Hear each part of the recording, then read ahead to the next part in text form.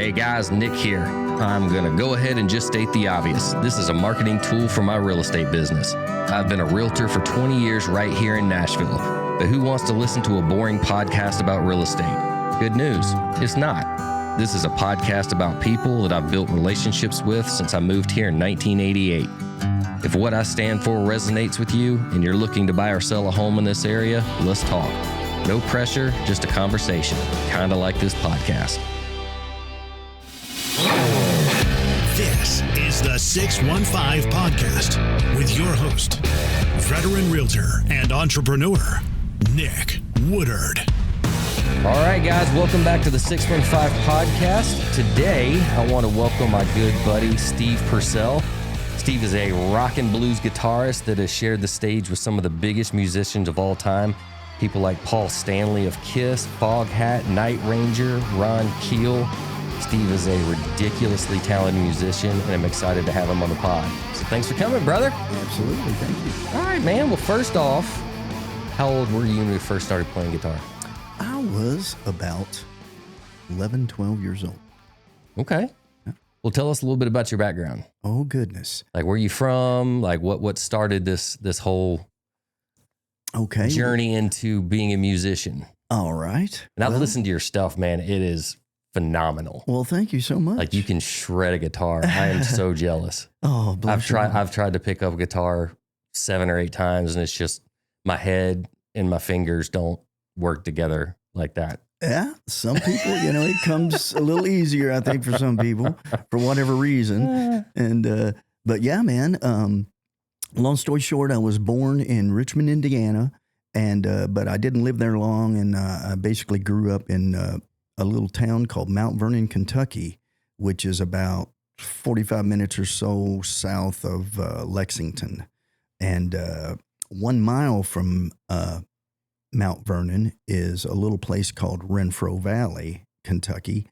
And it was like a little small popular country music barn dance kind of place back in the day. And, all the country stars played there back in the day. And they say that the thing that kind of killed it, so to speak, which is still going, but didn't make it like as big as the Opry, is it was a dry county. And it's still dry to this day. Sure. Yeah. Of course, no one drinks there. And but anyway, that's where I grew up. And most of my family, pretty much all the guys in my family, were musicians and involved in music in one form or another. My granddad was a banjo player, and he played there at Renfro with Coon Creek Girls, String Bean, Red Foley, a lot of these older, Homer and Jethro, if you've heard some of these older country people. And my uncles were, piano players, stand-up bass players. My dad was a guitar player. And so this shit's in your blood. Yeah, I was doomed, long story short. I was born into this. So, I grew up, there was always music and there was always a guitar in every corner. So eventually around 11, when I was around 11, I went and asked my dad. I remember one day he was standing in the bathroom shaving, and I took a guitar to him and said, "Dad, show me something." And the rest is history, man. As I've had a guitar stuck up my butt ever since, man. Well, tell us a little bit about what you've done. Like, I know, we're friends, so over the years you've kind of explained to me, but you've played with people like Paul Stanley of KISS. Yeah. Explain that. He's the one with the star on his face, right? Yep. Okay. That's him. All right. And yeah, man. I have been, no complaints here, man. I've had a great music career. I've done a lot of wonderful things. And I've had my hand in a little bit of everything here since I've been in Nashville. I've been in Nashville about around 30 years or so. And I've, done the songwriting thing. And but I've mostly been a sideman to the artist. Okay. And what exactly is sideman? Like, you go play with them on their shows? Yeah. Like they hire you, as a guitar player. Obviously, I'm sideman guitar player. And they hire me to, go out and play on the road, do tours with them and things like that, you know. And I've played with a lot of different artists, not just country artists. You know, I've done rock, played with different rock artists. I've played with different blues artists. So who all that is out there that we would really know? Ron Keel in particular. In the 80s, he was a big, he had a band called Keel that sold 3 million records. They were a big hair metal band back in the day. And they were popular back in the day. Not too many people remember them now, especially the younger folks. But they were huge. And I got to be really good friends with him. And he hired me to play in his band. And I've been playing off and on with Ron Keel band for 18 plus years. Oh, wow. Yep. And he's still around. They're still around. He's still doing it. And he's awesome. And let's see. I've played with Trini Triggs off Curb Records. Yeah. I don't know if you heard of Trini. Yeah, absolutely. Okay. Yeah, I played with Trini. Okay. And oh goodness, I'm trying to remember. I had to. So what'd you do with Paul Stanley? That was when I was playing with the Ron Keel band. Okay. And I was doing a residency in South Dakota. And that was the whole reason why I did it, is for those playing opportunities. Yeah. When Ron called me and said, man, I got this thing up here. If you want to come play with me, we're going to be doing some smashing shows, man. And he was naming off all these bands that we were going to be doing tours with. And I couldn't pass that up, man. So, yep, I'm packing a bag right now. So long story short, I went up and did a residency for a full year from October to October in Sioux Falls, South Dakota. So for people that don't know, residency is when they go play one venue. Is that like a one venue thing, like Vegas? Well, we were actually kind of touring, but we had kind of a home base. Okay. So yeah, it was a venue actually, and we did play the venue. It was called Badlands, and it was a really interesting place. It was a place called Badlands Pawn and Gold, and but it was a little different than your regular pawn shop. I mean, of course, yes, it was a pawn shop, interestingly enough.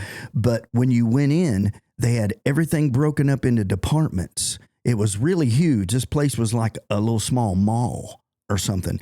And they had a music store inside of it.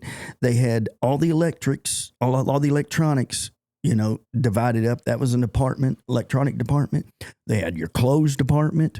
It was very interesting. Uh-huh. And then at night, everything was on wheels. All the products that they were selling were on wheels. And it was in this big, huge room, so to speak.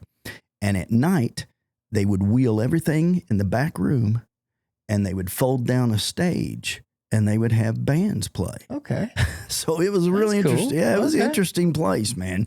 And so like I say, that was kind of our home base, but we also we went out and toured while we were there. And man, we did shows. I did shows with all my old, hard rock, heavy metal heroes, or whatever you want to call it. We were out with Megadeth, Rat, Slaughter. No kidding. That is awesome. Night Ranger, and KISS. Yeah. Paul Stanley.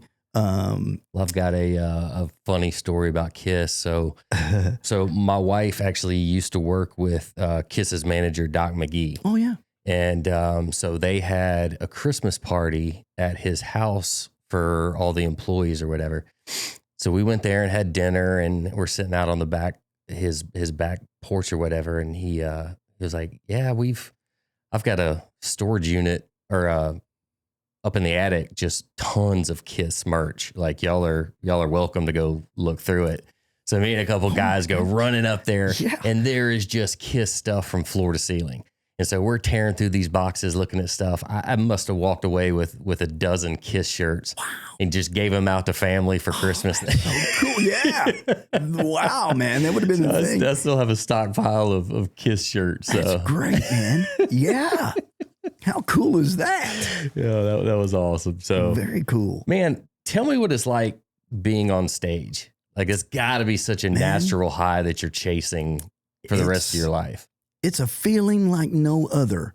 And I don't know how to explain it it's a thrill and, you know, a little bit nervous, a little bit nerve-wracking. Sure, it can be, but you know, it's the thrill of it definitely outweighs the nervousness of it, you know, and it's, I don't know, man, it's just this exciting feeling that once you get it and once you feel it, man, you keep chasing it, seems like for the rest of your life. What's the coolest venue that you think you've ever played at? Oh, goodness. We played, oh man, this is a while back. I was playing for a while in an AC/DC tribute band. These guys were great, man. This had to be the best tribute band for AC/DC ever. I'm telling you, not AC/DC's hard to duplicate, man. Man, yeah, and I'm not lying, man. I'm not just because I was playing with these guys. I mean, these guys were it, man. Anyway, we played a place. What is it? It's right outside St. Louis. It was an arena.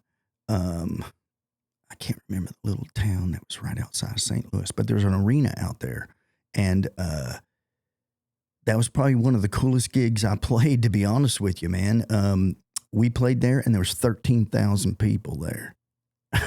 So cool. And yeah, there was a couple other. It was a big tribute band thing, you know, where they had other tribute bands there, and we were just one of them. But good night, man. And they all were into us and loved it, you know, and were, you know, treated us like rock stars. Yeah, and stuff. That's got to be such a high, Oh, such my. a thrill. We were all just looking at each other. We couldn't believe it, man. It was pretty unbelievable. Well, man, you got any crazy stories from the road you can tell us? Like, were you guys like Motley Crue out there? No, not too bad. Did you ever read man. their book, The Dirt? Oh, Man, yeah. Oh, I swear I had to take a shower after reading. Right? Yeah, man. You got to wash that off of you. I'm telling you, I got to be honest with you, man. I don't know how at least one, if not all of those guys are still alive. Yeah, it's crazy. That is got to be the most miracle band walking the face of this earth. It's got to be. So I've got a funny story about them as well. So let's hear that. When Catherine was working with Doc McGee, he had a private get together at some swanky Nashville, you know, members only type bar thing, and it was when KISS and Motley came to Nashville to play together. Okay. So we got invited to go do that because, you know, Doc manages both of them. So when I got there, I was just kind of sitting in the corner taking it all in because I'm like, I'm surrounded by legends. You know, as my childhood, like these were the guys that we looked at. We're like, man. So absolutely. I look to my right, Gene Simmons is sitting there at the bar. And then in the corner to my left was Tommy Lee having a drink with Nikki Sixx. I'm sitting here just like, this is insane. All of a sudden, the door opens up and Vince Neil comes walking in with two young blondes, one under each arm, wearing some sort of fur coat, flashy. I was like, it doesn't matter how old this guy gets. He's never changing. Exactly. Yeah. Yeah, man. And you think about it, man, those guys, they've really been rock stars. They've cheated literally death since, of thousands. Oh my goodness. Yeah. But they've been rock stars literally since they were kids. What were they, like 23 or something, you know? I mean, they probably can hardly remember back when they weren't rock stars. Yeah. You know, it was like we were little kids playing with our Hot Wheels and then we're rock stars. Yep. Imagine that. So what did you love the most about being on the road? Oh, the plane. Yeah. Yep. The plane, the traveling of it. I always hear like the plane, but the camaraderie of the guys you're with and, you know, creating those relationships and that type stuff as well. Yeah. And that's, you know, it is true. That's where a lot of the, you know, cool behind the scenes kind of stuff kind of goes down, you know. And that's where the dirt comes out. Exactly. Yeah. And so you're talking about you know, a next single release and stuff. So you're going through your library of songs and stuff, and you know, you're passing songs back and forth. Hey, check this song out, you know, and stuff. And that's kind of how songs get chosen and get cut. You know, you're on the road and you're listening to this stuff, and And the next thing you know, you're off the road and you're back in the studio, but you're cutting a song that you decided to cut while you were on the road. That's cool. You know, and you just kind of figure it all out, and it just kind of all falls in place. But yeah, man, just being around the guys, you know, is awesome, and the camaraderie, and the traveling part is probably the worst part of it, you know, in my opinion. Some people really some people love it. You know? So yeah, it's not so much my cup of tea, you know, all the traveling and stuff, but definitely, man, when you hit the stage, it's all worth it. That's awesome, man. Yeah, man. So someone who knows what he's doing, playing a guitar, who's very good at it, got to ask you, man, in your opinion, this is a very controversial subject, a lot of opinions. Who's the best guitar player of all time? Oh my goodness. I bet Jim has some opinions on this one. Yeah, right? Oh. So yeah, for me, For me, I'll say, just for my generation, everything, Eddie Van Halen. Okay. Yeah. So I think he's the top, but my favorite, hands down, Slash. Okay. Just style, Right swagger, Yeah. mystery of him. Yeah. You know, he's and he plays my favorite song of all time is "Sweet Child of Mine." Like Okay, right I've on. listened There to you that go. song 10,000 times. Yeah. Which I had read somewhere when that song came in their lap, he absolutely hated it. Really? I had read that somewhere that he was like, "This is a horrible song," and he's probably played it a million times. Wow. How about that? So Yeah. who's your favorite? Who do you think is the best of all time? Oh, goodness. Well, of course, this is just my opinion, but I think the best of all time we probably lost a while back was Chet Atkins. Okay. And that's just my opinion. I Yeah. grew up with Chet and stuff, and you know, Jerry Reed's great. I actually met Jerry Reed. No way. I was working at a golf course on Moores Lane in Brentwood when I was a teenager. And a lot of the old guys, Charlie Pride, Oh, yeah. Jerry Reed, all them came Yeah. through there. And I remember seeing Jerry Reed. I was like, that's special. Oh man, yeah. He was a nice guy. Yeah. Oh man. And just some people, you know, they know him from the, you know, Smoking Bandit and all Yeah, the yeah. acting and stuff like that. Some people don't realize what a phenomenal guitar player he was. I mean, him and Chet, I think they were neighbors actually. Yeah. And they were like always at each other's house playing guitar together and stuff. And he was a phenomenal guitar player, man. And but as far as being probably, you know, it's hard to say, you know, who is the best at this time and all this stuff. But right now, in my opinion, this is just my opinion, there's a guy out there named Tommy Emmanuel. Okay. And I think he, you know, if there's a best, you know, and this guy currently, yes, he's alive touring right now, and he is, to me, you're Okay. not going to find anybody who is going to be better than this guy, man. I mean, he can play anything and everything, and he does play. So do you guys, like guitar players or musicians or, you know, whatever instrument you play, do you guys watch other people and kind of like break down film? Oh, You know, say watch them and their style, and are you you know, how kidding can I me? manipulate this and add it Absolutely. to my. Absolutely, man. I am still to this day, like I say, I've been playing all my life, you know, and still to this day, I'm listening and stealing. It's just fascinating that you things. can hear something you didn't know. Yeah. He made a sound I didn't know you Yep. could make. That I haven't heard yet. That's fascinating to me. Out of all the licks and music that I've played and songs I've played, and I still hear things that, yeah, man, you know, I've never heard that before, you know? And, yeah, man, I'm always trying to steal stuff and put that in my bag. You know, I'm not trying to sound like somebody in particular, but, you know, I'll definitely take something and, you know, pull it over here and I'll mess with it too. That's awesome, man. So I want to ask you this, since we're here in Nashville. Yeah. Nashville's loaded with amazing musicians. I mean, everybody knows that. Everyone has a dream of making it on stage. From someone who's been there before, just how competitive is it in that industry to, I'll say make it, but to actually make a living at it? Well, this may not be what some people want to hear, but this is just my opinion, obviously. But You've gone through it. You've experienced it. I have. I've been on. Yeah, I've been all on both sides of the fence for sure, many times. And there's tremendous competition here in Nashville. There's no doubt about it. I mean, you can go to any church around here and there's phenomenal singers, phenomenal players. Totally. Absolutely, man. And some of the things that I think some of the people that come here and they're aspiring to be like songwriters and they want to get their songs cut, for instance, by other artists and stuff. Okay. On that subject, one of the things that I've learned here in town, and it's hard for people to realize sometimes that, okay, somebody's got a song and they're trying to get, say, Keith Urban to cut it.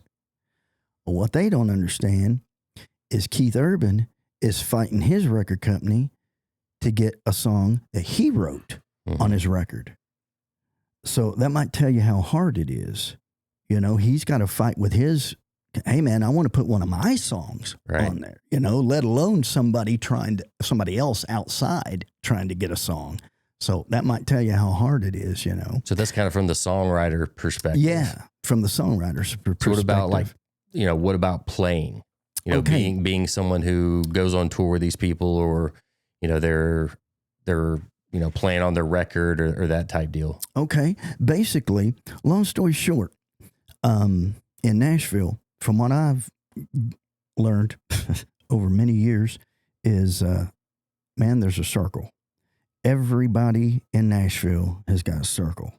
There's a circle for songwriting. There's a songwriter circle. There's a musician circle. There's a studio guy circle. You know, the touring people circle.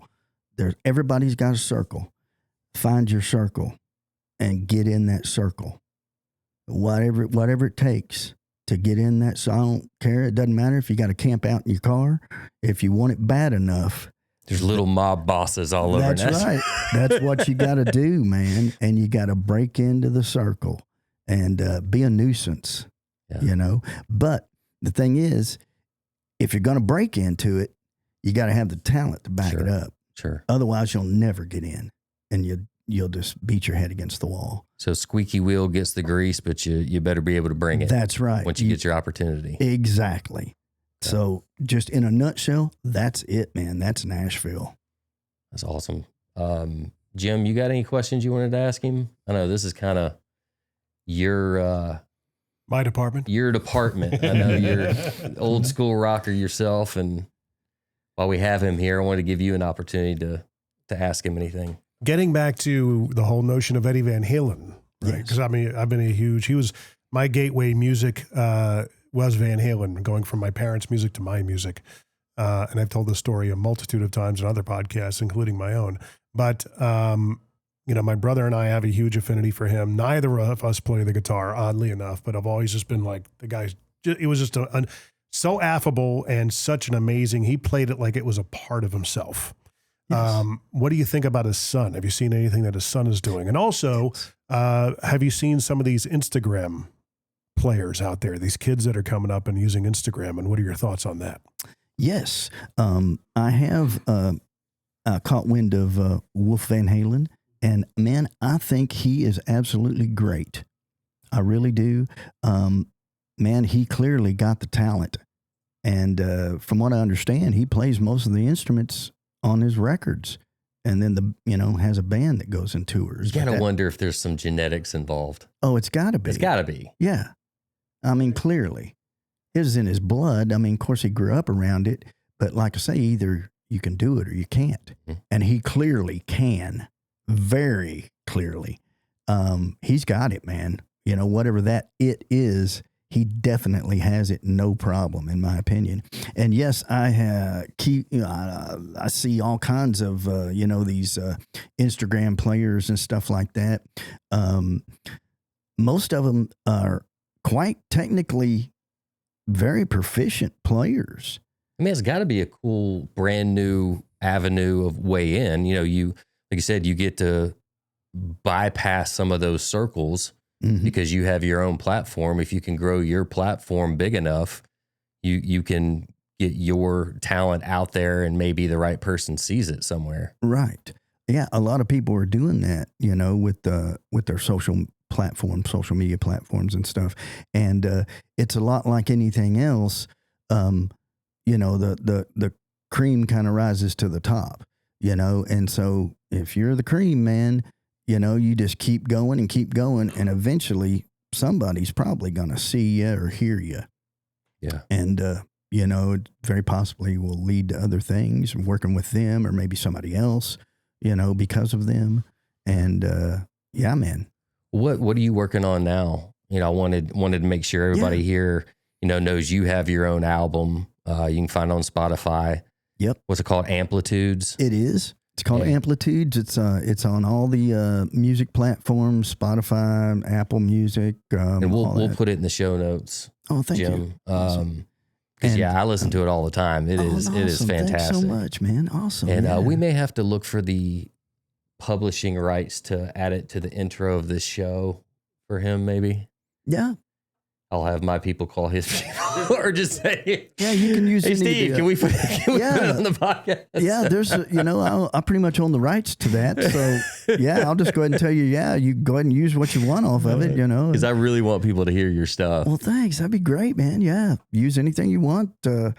Yeah. Like I say, that first album that I put out a few years ago, I was really kind of trying to show my versatility. So every song is kind of different. There's like a country song, a blues song, a rock song. So do you kind of use that as a resume?